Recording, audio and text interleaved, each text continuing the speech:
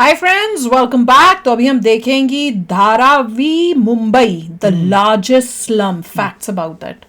चलो वीडियो शुरू करते हैं। वीडियो शुरू करने से पहले अगर आप चैनल पर नए हो और आपने अभी तक सब्सक्राइब नहीं किया तो जल्दी से पहले सब्सक्राइब के बटन और बेल आइकन को क्लिक कर लो ताकि आपको हमारे सारे न्यू वीडियोस के नोटिफिकेशन मिल जाए जैसे हम अपलोड करें। अगर आपको वीडियो पसंद आता है प्लीज लाइक एंड शेयर। चलिए शुरू करते हैं। तो ये जो स्लम है ये अभी तक वहीं पे ही है, अभी तक उसको कुछ किया नहीं है, ठीक ठाक कुछ नहीं कर रहे। मेरे ख्याल से मोदी जी जो है क्लीन अप तो करा ही देंगे। क्लीन अप का मतलब है कि गंदगी नहीं होगी। स्लम ठीक है, धीरे धीरे इंप्रूव करते जाइए, मगर गंदगी आई होप की हट जाए पूरी। गंदगी सबसे पहले हटनी चाहिए, फिर जो स्लम्स है वो भी हटना चाहिए।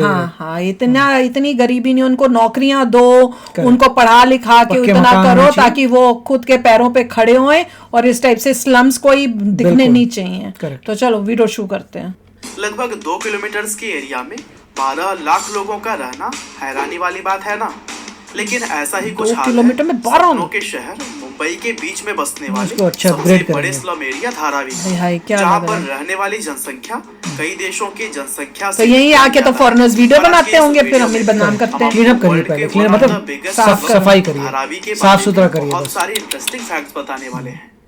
फैक्ट नंबर 1, मुंबई शहर के बीचों बीच मौजूद धारावी स्लम का यह एरिया 18वीं सदी में एक आइलैंड हुआ करता था, जहाँ पर मछुआरे मछली पकड़ने का काम करते थे। लेकिन जैसे जैसे समय बीतता गया वैसे ही इस आइलैंड का पानी दलदल बनता गया, जिसके कारण यहाँ पर मछली पकड़ने का काम खत्म हो गया और फिर लोगों ने यहाँ पर रहना और घर बनाना शुरू कर दिया। शुरुआत में जो लोग आकर यहाँ पर बसे उन्होंने अपने लिए बड़े बड़े घर बनाए, लेकिन जैसे ही जनसंख्या बढ़ती गई वैसे ही घरों का आकार छोटा होता गया और देखते ही देखते धारावी एशिया का सबसे बड़ा स्लम एरिया बन गया।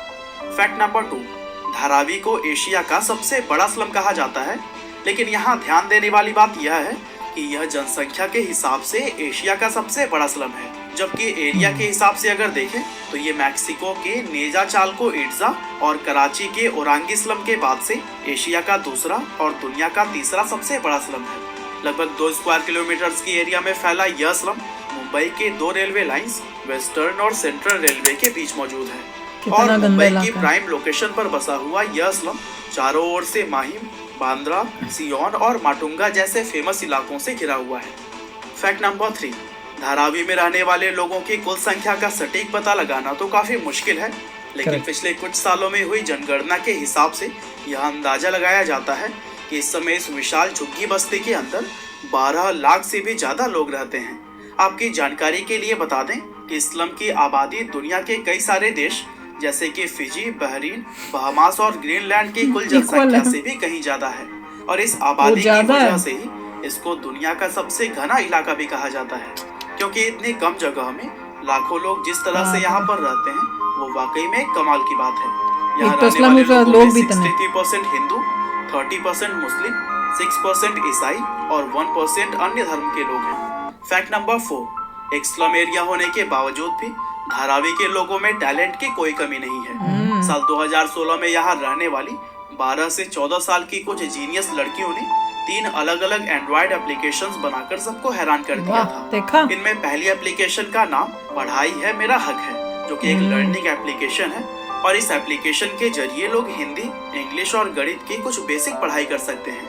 इसके अलावा दूसरी एप्लीकेशन का नाम है विमेन फाइट बैक, जो कि महिलाओं की सुरक्षा के लिए बनाई गई है और अंत में तीसरी एप्लीकेशन पानी है जीवन के नाम से बनाई गई है। इस एप्लीकेशन को यहाँ पर रहने वाले लोगों के बीच पानी के लिए होने वाली मारामारी को खत्म करने के लिए बनाया गया है। दरअसल यह एप्लीकेशन नल के अंदर पानी आते ही अपने रजिस्टर्ड यूजर्स को एक अलर्ट मैसेज भेज देती है और इस अलर्ट से लोगों को पता चल जाता है कि नल में पानी आ चुका है और इससे लोगों का काफी समय बच जाता है, क्योंकि इस एप्लीकेशन के आने से पहले लोग कई घंटे नल के पास खड़े होकर पानी के आने का इंतजार करते थे। इसके अलावा धारावी को भारत का सबसे ज्यादा पढ़ा लिखा स्लम एरिया माना जाता है, क्योंकि यहाँ के लोग पढ़ाई लिखाई को भी काफी महत्व देते हैं। और दोस्तों, आपको यह बात जानकर काफी हैरानी होगी कि इस इलाके का साक्षरता दर 69% से भी ज्यादा है और एक स्लम एरिया होते हुए भी इस तरह का साक्षरता दर होना वाकई में कमाल की बात है।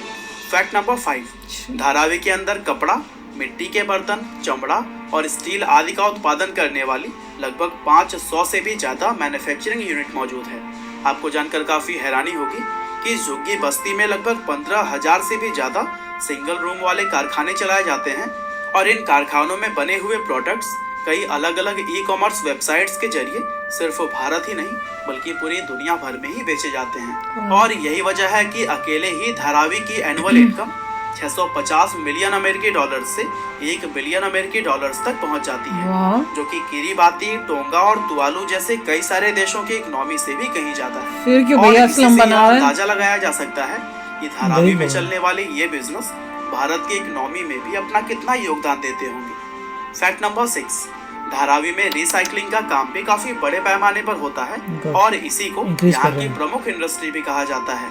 इस स्लम के अंदर सिर्फ मुंबई या महाराष्ट्र ही नहीं बल्कि पूरे भारत से आने वाले प्लास्टिक वेस्ट को रिसाइकल किया जाता है और रिसाइकलिंग का यह काम धारावी के 2.5 लाख से भी ज्यादा लोगों को रोजगार देता है।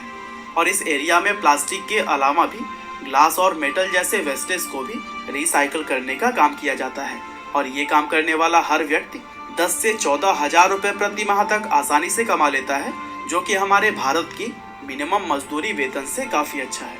फैक्ट नंबर 7, धारावी के अंदर धारावी रॉक्स नाम का एक जंक बैंड है जो कि काफी ज्यादा फेमस है।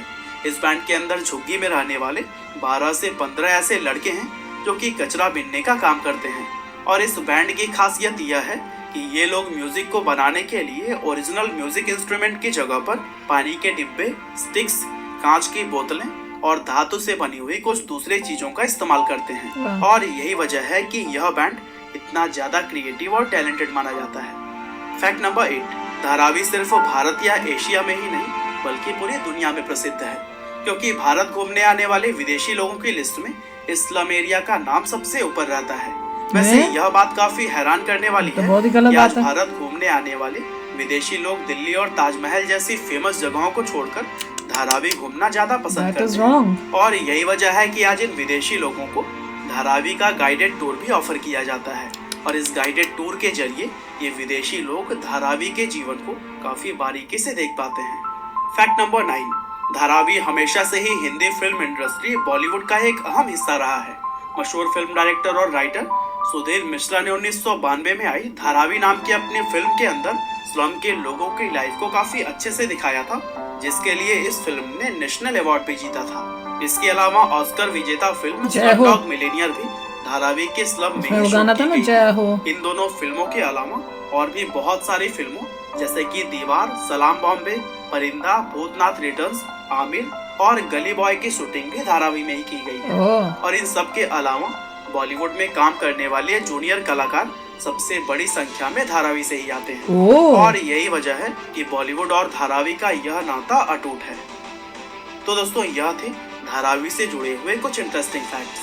क्या आप कभी स्लम एरिया में गए हैं या फिर अगर आप यहीं पर रहते हैं तो फिर हमें कमेंट करके जरूर बताइएगा। आपका बहुमूल्य समय देने के लिए बहुत बहुत धन्यवाद। मुझे सबसे ज़्यादा शौक पता है किस पे लगा, जब कह रहे हैं कि फॉरेनर्स आते हैं उन्हें ताजमहल और वो सब देखने की जगह उनको होता है कि हमें ये स्लम एरिया देखना है और उनको स्पेशल टूर भी दिए जाते हैं। इसमें ये ऐसी एक चीज़ है जिसे हमें प्रमोट नहीं करना, हमें इसको दिखा के कोई प्राउड फील नहीं होता इसको, बल्कि इस प्रॉब्लम को बहुत जल्दी सॉल्व करना चाहिए क्योंकि ये हमारे कंट्री के लिए काला धब्बा है यार। पहले सफाई करिए। हाँ, सबसे पहले तो सफाई होनी चाहिए, कूड़ा कहीं पर नहीं होना चाहिए, पूरा साफ सुथरा होना चाहिए। उसके बाद धीरे धीरे करो, फैसिलिटीज लेके आइए, जैसे पानी, इलेक्ट्रिसिटी आ रही है ताकि उनका स्टैंडर्ड ऑफ लिविंग बेटर हो।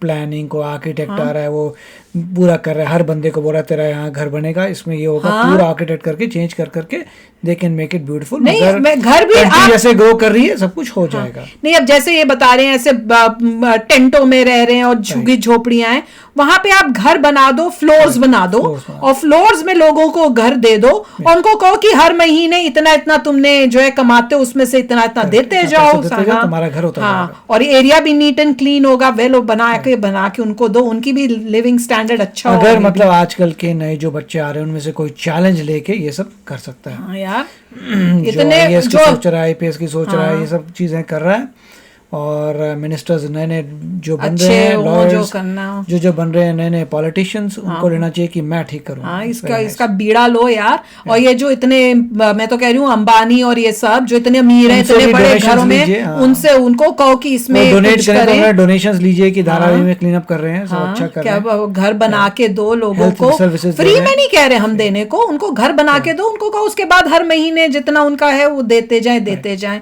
वो इवेंचुअली कोई भी जो है वो ऐसे देखो, वो किसी को फ्री की नहीं चीजें चाहिए, सबका अपना सेल्फ रिस्पेक्ट होती है, और उनका भी लिविंग स्टैंडर्ड अच्छा होगा। बच्चों को स्कूल अच्छे भेजो, सब करो, जिनकी फैक्ट्रीज है उनको भी वो प्रॉपर चीजें दो ताकि वो भी आगे ग्रो कर सकें। बिल्कुल। पर देख के बड़ा, उसको सुन के तो बड़ा ही दुख हुआ कि भैया टूर लेने आते हैं जी, स्पेशल टूर। चलो आप भी शेयर करना अपने थॉट्स। चलते हैं, मिलेंगे नेक्स्ट वीडियो में बहुत ही जल्द। Till then take care and bye bye. तो अगर आप मेरे इस चैनल पे नए हो तो जल्दी से सब्सक्राइब के बटन को हिट करो और बेल आइकन को क्लिक करो, ताकि आपको मेरा जब नया वीडियो मैं लगाऊं आपको उसके बारे में जल्दी से पता चल जाए।